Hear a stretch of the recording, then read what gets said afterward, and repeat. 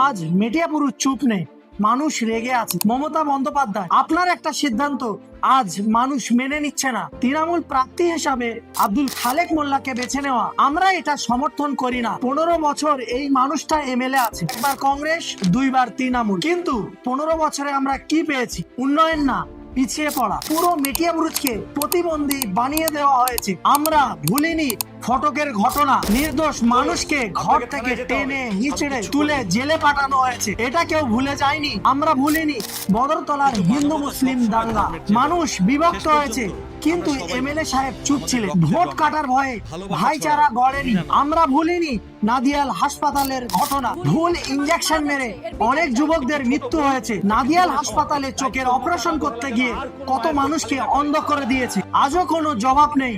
মানুষ ভুলে যায়নি পুরো মিডিয়া বুরুজে ভাঙা রাস্তা, দিন ভোর জ্যাম, কলের পানি নেই, হাটের কোনো উন্নয়ন নেই, বছরের পর বছর পিছিয়ে রাখা হয়েছে। আমাদের বোনেরা নিরাপদে ওই স্কুলে যেতে পারে না, স্কুলের সামনে একের পর এক মদের দোকান। প্রতিবার মমতা বন্দ্যোপাধ্যায়ের নামে ভোট নেওয়া হয়, কিন্তু কাজটা করে এমএলএ। আর 15 বছরে যদি কিছু না হয়, আবার কেন? তৃণমূলের কাছে অপশন ছিল বাচ্চু ভাই, তারেক ভাই, তাদের নিখুঁত বলছি না, কিন্তু খালেক মোল্লার থেকে বেটার অপশন। 81 বছর বয়স, যে কাজ একটি যুবক নেতা করতে পারে, সেটা কি এই বয়সে সম্ভব? মানুষ প্রশ্ন করছে। আমরা তৃণমূলকে শ্রদ্ধা করি, মমতা বন্দ্যোপাধ্যায়কে ভালোবাসি, কিন্তু এই প্রার্থীকে আমরা মানি না। প্রার্থী পরিবর্তন করুন, না হলে মিডিয়া পুরুষ সিদ্ধান্ত নেবে। আর যদি প্রশ্ন আসে কাকে ভোট দেব, আমার ব্যক্তিগত মতে বলছি মনিরুল ইসলাম। আমি বলছি না উনি সেরা, ভবিষ্যতে কোনো গ্যারান্টি নেই, কিন্তু বড় ক্ষতির থেকে ছোট ক্ষতি বেছে নেওয়া ভালো। খালেক মোল্লা আমাদের 15 বছর পিছিয়ে দিয়েছে, এবার জবাব দেওয়ার সময় এসেছে। ভোট হবে জবাব,